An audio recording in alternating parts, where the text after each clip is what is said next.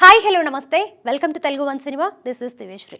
Cinema రంగంలో వారసత్వం అనేది సర్వసాధారణమైన విషయం. ఎంతో మంది హీరోల వారసులు సినిమా రంగంలో ప్రవేశించి ఎన్నో విజయాలు సాధిస్తున్నారు.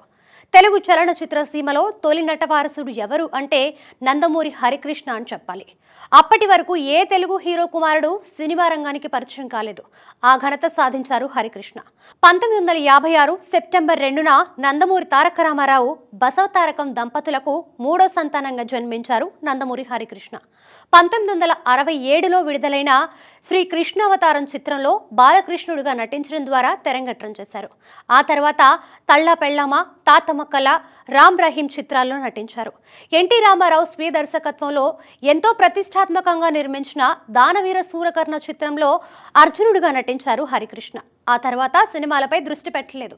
నిర్మాణ రంగంపై దృష్టి సారించి తమ సొంత బ్యానర్లో నిర్మించిన సినిమాలకు నిర్మాతగా వ్యవహరించారు. నిర్మాతగా హరికృష్ణ తొలి సినిమా డ్రైవర్ రాముడు. తమ్ముడు బాలకృష్ణ హీరో అయిన తర్వాత పట్టాభిషేకం, అనసూయమ్మ గారి అల్లుడు, తిరగబడ్డ తెలుగు బిడ్డ, పెద్దన్నయ్య వంటి చిత్రాల నిర్మాణంలో కీలక పాత్ర పోషించారు. దాదాపు 21 సంవత్సరాల తర్వాత శ్రీరాములయ్య చిత్రంలో సత్యం అనే వైవిధ్యమైన పాత్రతో రీఎంట్రీ ఇచ్చారు. ఎన్టీఆర్ రాజకీయ రంగ ప్రవేశం చేసి తెలుగుదేశం పార్టీ స్థాపించిన తర్వాత ఆయన రాష్ట్రమంతా విస్తృతంగా పర్యటించారు. దానికోసం వినియోగించిన చైతన్య రథం వాహనానికి సారథిగా వ్యవహరించారు హరికృష్ణ. 75,000 కిలోమీటర్లు ఆ వాహనాన్ని నడిపి రికార్డు సృష్టించారు. 1995లో అధికార మార్పిడి జరిగినప్పుడు తండ్రి ఎన్టీ రామారావును వ్యతిరేకిస్తూ చంద్రబాబు నాయుడిని సమర్థించారు హరికృష్ణ. ఆయన ప్రభుత్వంలో రవాణా శాఖ మంత్రిగా పనిచేశారు.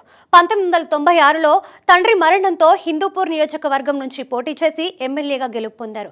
2008లో రాజ్యసభ సభ్యుడిగా ఎంపికయ్యారు. 2013లో రాష్ట్ర విభజనను నిరసిస్తూ రాజ్యసభ సభ్యత్వానికి రాజీనామా చేశారు. ఆ తర్వాత దర్శకుడు వైవిఎస్ చౌదరి దర్శకత్వంలో రూపొందిన సీతారామరాజు చిత్రంలో ఓ పవర్ఫుల్ క్యారెక్టర్ చేశారు హరికృష్ణ. నందమూరి నటవారసుడు హరికృష్ణ, అక్కినేని నటవారసుడు నాగార్జున కలిసి నటించిన ఈ సినిమా అప్పట్లో మంచి ప్రేక్షకాదరణ పొందింది.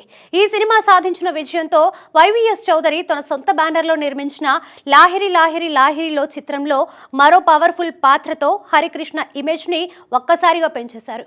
ఆ తర్వాత చేసిన శివరామరాజు, సీతయ్య, టైగర్ హరిశ్చంద్ర ప్రసాద్, స్వామి వంటి సినిమాలు హరికృష్ణకి నటుడిగా చాలా మంచి పేరు తెచ్చిపెట్టాయి. ఒక స్టార్ హీరో ఇమేజ్ ఈ సినిమాలతోనే లభించింది. ఆ తర్వాత కృష్ణతో కలిసి చేసిన శ్రావణ మాసం చిత్రం అంతగా ఆకట్టుకోలేదు. అదే హరికృష్ణ నటించిన చివరి సినిమా.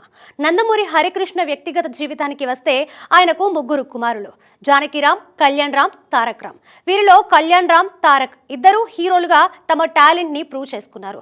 తండ్రి సూచన మేరకు చిన్నతనంలోనే తారక్ పేరును నందమూరి తారక రామారావుగా మార్చారు హరికృష్ణ. కళ్యాణ్ రామ్, హరికృష్ణ, ఎన్టీఆర్ కలిసి ఓ సినిమా చేస్తారని అప్పట్లో ప్రచారం జరిగింది. అయితే అది కార్యరూపం దాల్చలేదు. 2014లో హరికృష్ణ పెద్ద కుమారుడు జానకిరామ్ ఓ రోడ్డు ప్రమాదంలో మరణించారు. ఇది జరిగిన 4 సంవత్సరాలకే హరికృష్ణ కూడా రోడ్డు ప్రమాదంలోనే మరణించడం విషాదకరం. సినిమా రంగంలోనూ రాజకీయ రంగంలోనూ తనదైన ముద్ర వేసిన నందమూరి హరికృష్ణ జయంతి సెప్టెంబర్ 2న. ఈ సందర్భంగా ఆయనకు ఘన నివాళులు అర్పిస్తోంది తెలుగు వన్.